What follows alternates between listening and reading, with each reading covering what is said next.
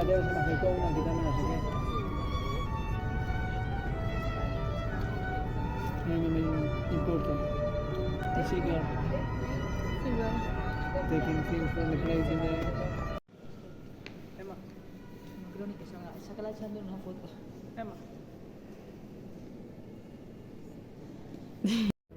Onore e gloria al Verbo di Dio.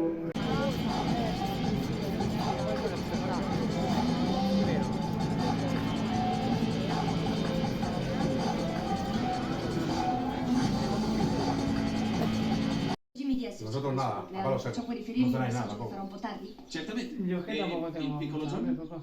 Mio De figlio todas si maneras, chiama a mí no me Giorgio. gusta irme a dormir con el estómago vacío. Bene, allora del messaggio che Farò il A possibile. mí no me gusta ir con el estómago vacío. Pues dicen que duerme mejor, ¿eh? El insomnio también a veces es por cenar tarde. Hello, welcome back to the Ineffable Else. Welcome to a very relaxed and sleepy video. A relaxed and sleepy video from Florence in Italy. Now, we've been travelling for about just over a week now. We've been in Rome. Today we moved here. And I just wanted to take a breather as my final video of the year to talk about some of the things that I've been learning along the way, and how every journey, every experience in life is an opportunity for spiritual growth and an opportunity to see yourself more clearly, to see those around you more clearly, to see cultures for what they are, what they think they are, and see both the difference and the identical nature within humans, within the human mind. Okay, just going to be a bit of a rambly video. Just wanted to talk about my experiences. So I'm here in Italy on a trip with my parents-in-law and Ricardo. They are Spanish, don't speak any English. I am English and I'm lazy with my Spanish, so it's been a good opportunity for me to communicate. I have a lot of themes within the third house for communication and a lot of themes within the fourth house for family. I have a fairly cold and distant relationship with my family of origin, and my new family don't even share the same language as me. So these are, when you ask the universe, when you use the law of attraction to kind of find out what you need to know about yourself and what you need to progress, you'll be presented with exactly those things. Whether that's a lack of communication from the family of origin. Not saying they necessarily hate me, but they're not too keen on me. I didn't really receive any Christmas family style interaction. And my task of communicating effectively has also been challenged by needing to communicate with my parents-in-law and understand what they're talking about. And understand, I mean, anybody who knows, traveling with groups is like doing some kind of meditative retreat, if you see it that way, if you can really see it for the benefits of sort of a group therapy type situation, because it has a lot to do with will, a lot to do with emotions coming up of excitement, of adventure, of leaving behind the regular routine and kind of adopting something really new and fresh for everyone when you're in a place where it's new for all of you, and needing to make compromises. And I ask you to ask yourself, because I've noticed this within myself, how blasé are you in the sense of anything goes, my plan is flexible, or I don't know, you choose for me. Or how much are you, no, I know what I want to do and we're doing it my way or the highway. And I definitely lean towards, I don't know, you tell me. And what I've learnt on this trip is it is so irritating to have someone full of doubt who doesn't know what they want to do. And when you are then met with someone else who is like that and trying to please you and you're trying to please them, you end up with resentment because nobody ends up doing what they want. And there's a layer where people are almost not even asking themselves. For me, it's almost like a laziness, like I'm on holiday, I don't want to decide, don't want to make a decision. But there is a decision to be made, and there is a right and a wrong answer inside of yourself. And it's important to listen to that inner guide. Tomorrow we're going to the Uffizi gallery, and this evening Richie is, as always, absolutely full of energy, and he wanted to go out and explore after we arrived. He didn't want to waste the day, and I had to go inside and was like, no, my true feeling is I'm really happy here and I need time. But I put my coat on, put my shoes on, got my hat on, put everything on, like, I'm ready. And I just wasn't. And he was like, you're not coming, you don't want to come. And I said, thank you. Sometimes he knows my own will better than me.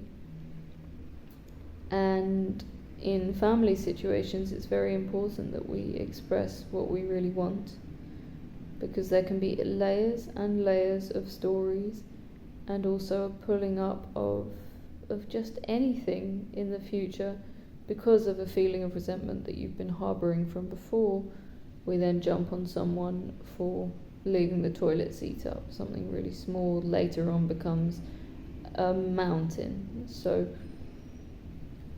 there's something so much more to diplomacy than just saying the right thing. It has to be saying the honest thing, the truthful thing, because there's no diplomacy in saying something that you think another person wants to hear, or doing something because you think another person wants you. Most of the time we all want one another to just enjoy ourselves, and we want to share in experiences, but no one wants to share in an experience where the other person is not actually present emotionally, or is half dead. The other thing, because this is breaking from regular routine, this is doing almost a Camino Santiago, we've pulled his parents in at the deep end. We're not normal tourists. We refuse to get public transport, and we choose to stay in places that are far outside of the city centre. So we walk, 30 kilometres every day, and ascend every staircase, need to check out every little corner and nook and cranny of every neighbourhood, and I don't have the stamina for that. And one thing the other day was, one substance we really pick up on these kind of trips is coffee, and I want to address coffee because it is one of these substances that everybody else really, really indulges in as a necessity, as the most normal thing in life to use. And I really observed something in myself with one particular day when we drank 2 thermos flasks of coffee, and we rounded off the day with the best tiramisu recommended by his dad in Rome. And so it was coffee, and then the dinner was tiramisu. And we were jacked up, completely jacked up, and it was the final day, and we're walking through the city, and I'm just being aware of the substance in my body, being aware of how it affects me and how I feel, and I see how we're walking through an extremely intense crowd. I feel his dad is frustrated with this. He's almost walking out in front of a taxi. I feel personally responsible for this, which is something that keeps coming up, is this feeling of being responsible for other people's good times, and just knowing where to draw the line, and knowing when to take responsibility.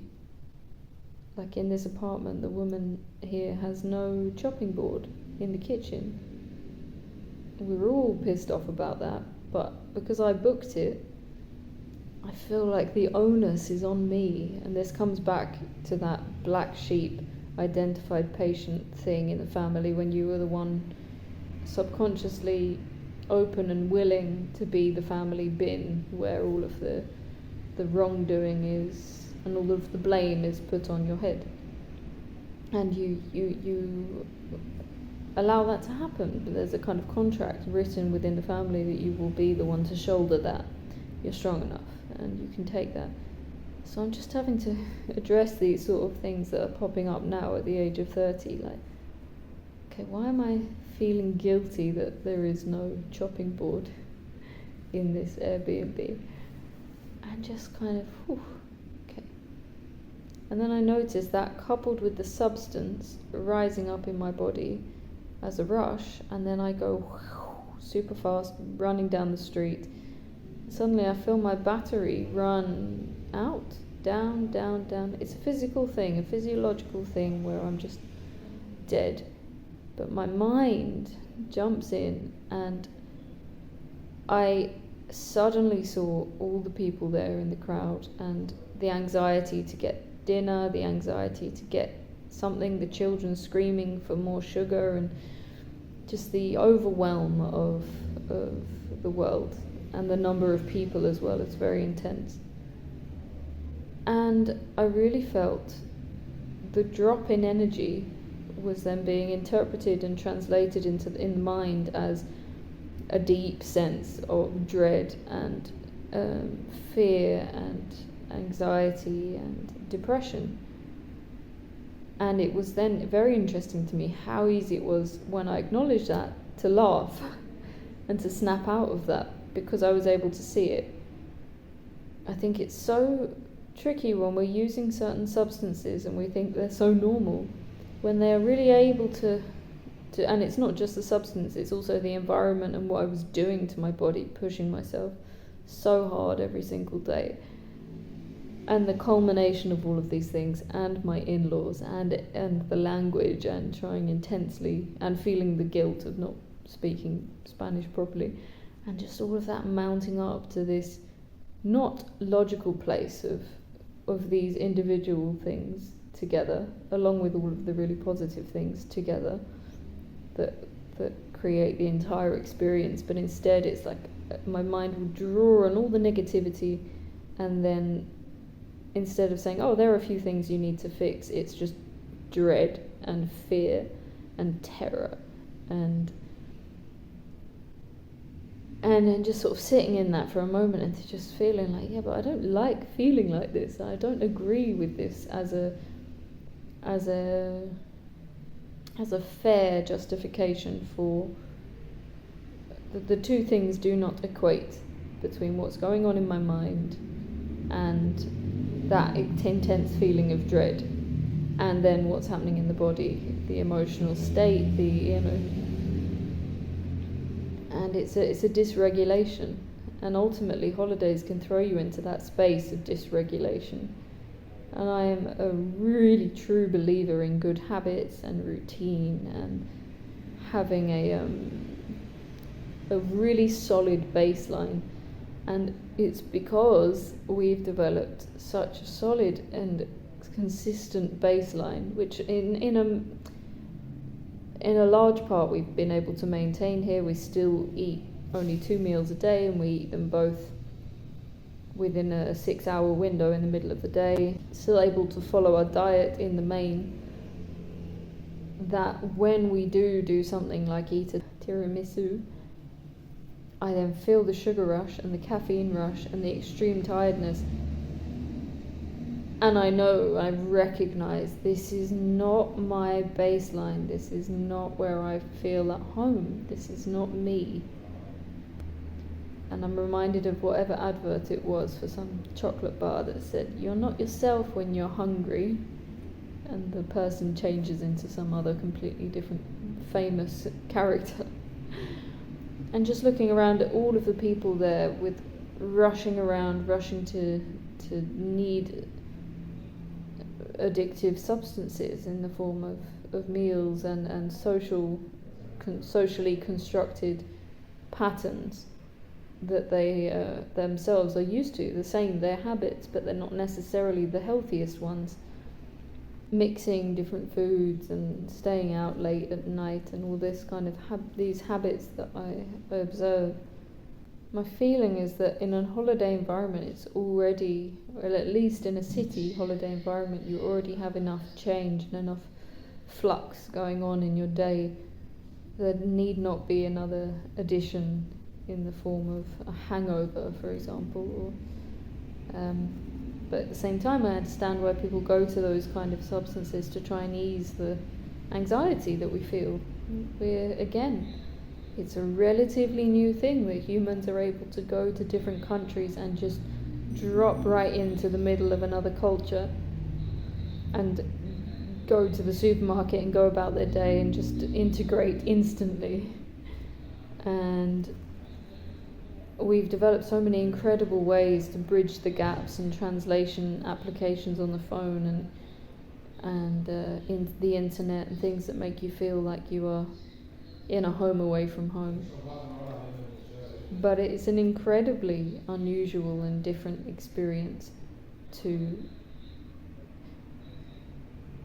it's even relatively new that we live in cities. Only a couple of 100 years ago we would just have our little village and you'd know those people. So we're all reacting in different ways to globalization and even when I hear something like a song, I'll find Someone Like You, the Adele song. I heard that playing in the street and I just think they can probably find someone like you, someone the same as someone else, because the population is just so huge. And there's certainly this kind of when you're in a crowded place, like the centre of Rome, when there are tourists from every corner of the world and it's just heaving,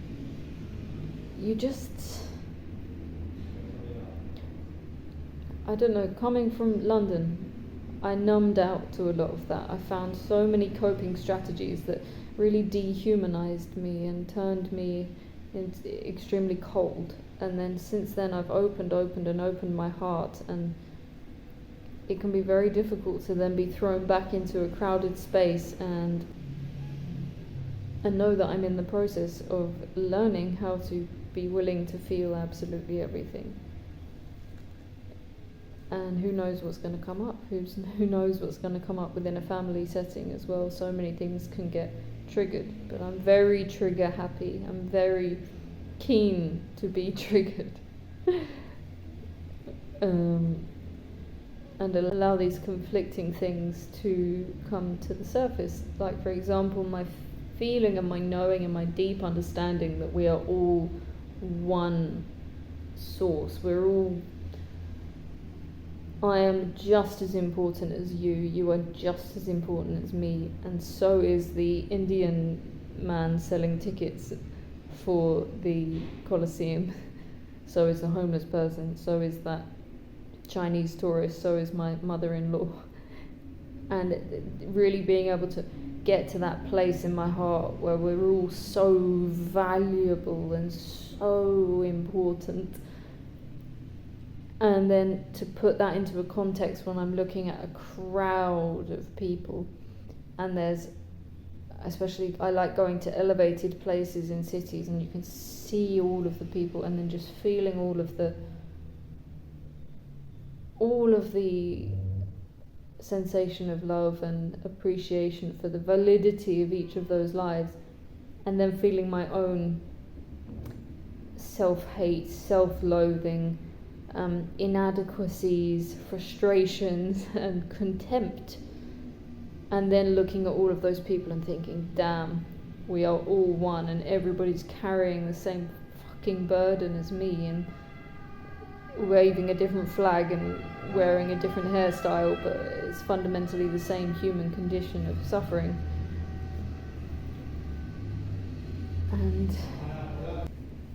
And the way that your culture can shape you. And there's something in Rome that's really interesting, which is like, well, I've been watching a documentary about Rome, and it says that the city is really founded on fraternicide, so brother killing brother, also on slavery and using slaves, and it's also based on outsiders. So it's the first people to populate Rome were outsiders that Romulus called to live in his town to increase the population. He then had no women to help increase the population, so they stole the wives and the daughters from neighbouring cities to create the population, effectively utilising rape to found Rome. And just how, whether or not that's got any iota of truth in it or not, it's obviously in the vernacular, in the minds, and in the attitude of Roman people for it to be still being told these days. And there's a kind of, you get this in cities where you feel the identity of a person from that place based on how so many people behave in the same way. And they say traffic is bad in most European cities, but here, when you cross a road at the zebra crossing, you have the right of way. They accelerate. They accelerate into you, and you have to dodge. And then, if the traffic lights are green for you and red for them in the car, and you walk across, they will beep their horn and try and push you out the way. And it was very interesting to see one car that stopped and let us go past, and two cars behind him were beeping, and it was, I could see the license plate, they were all Italian, and it didn't look like a rental car. And the other two cars were beeping at this other guy for slowing down and stopping for us. And just observing culture and just seeing how difficult it is not to behave when you're in Rome, do as the Romans do, and not to fall in line and behave in the same way, even if it's illegal, even if it's really despicable. And they keep saying a word in Spanish which is like, I could be wrong, but it sounds like subhuman, and it's, in a way, it's true. Like, it shouldn't be accepted, it shouldn't be okay, and yet it is, and it's expected of you. And there are many things that we do in our culture, whichever culture it is that you come from, which are accepted in that one place, but they don't abide by a higher law. They don't abide by a higher feeling of unity and oneness, and all hearts being one, and all of us essentially being here in the school of life, learning, and hopefully progressing. And sometimes I feel people get quite triggered when I talk about progression, as if it's a, well, you think I'm not good enough type thing. And it's like, well, do you find yourself quite triggered by little things, like someone talking in a video? Do you find yourself leaving the room or storming away from someone when they say something you don't like? Do you find yourself doing things to please others that you wish that you didn't do, that you didn't have to do? Because if any of these things are true for you, which they are for the multitude of humans that I'm looking at, myself included, strolling around the streets of Rome, then yes, progress is the name, it's the word, it's advancing, it's getting better, it's not falling back. Sometimes you can fall back into a comfortable pattern that is hellish and painful, but it's familiar, and familiarity is the comfortable thing. And that is certainly true for me with the doubt. And when I've been more on my toes and more kind of attuned with myself, I know what I want, I know what I don't want, and I know what I'm genuinely indifferent to.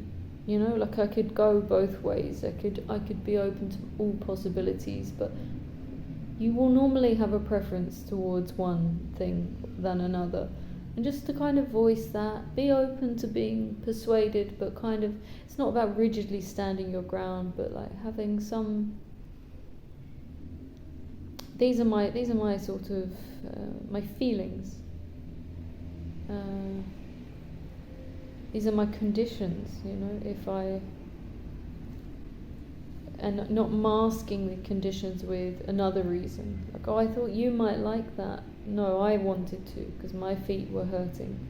Just kind of owning everything, owning everything that you feel, and standing by that and standing up to that. So, yeah, it's a rambling, musy type of video, but moving into a new year, and I want to leave certain habits and patterns behind. The main thing about these kind of journeys, and we've done many travels like this, is that they help me really appreciate my home and my routine and my simplicity of my life. Like, you couldn't ever take that away from me for all the money in the world. It's like, just want a nice and kind of peaceful, simple existence, and I've managed to achieve that. So as well as this year setting your intentions for where you'd like to be going, and definitely progression-minded thinking,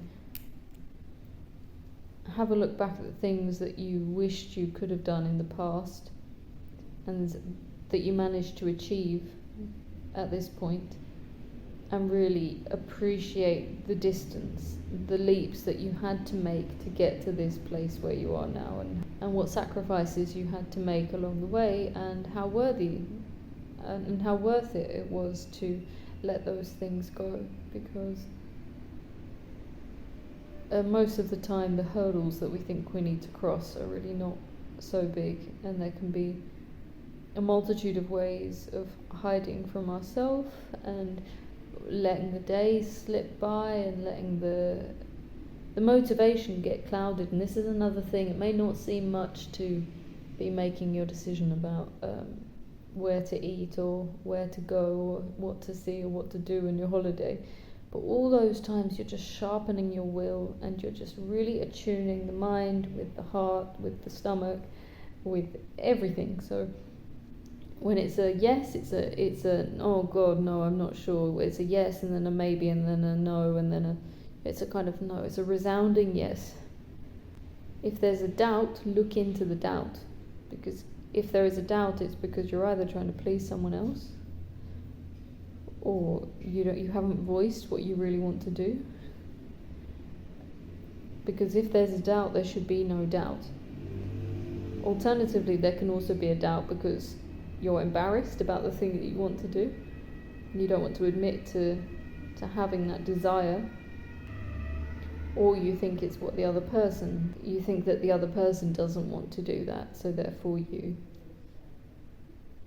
manufacture a feeling that is not real. So be real, be humble, be honest with yourself, and I will see you again in the new year, where I'll be continuing the series all about Jupiter.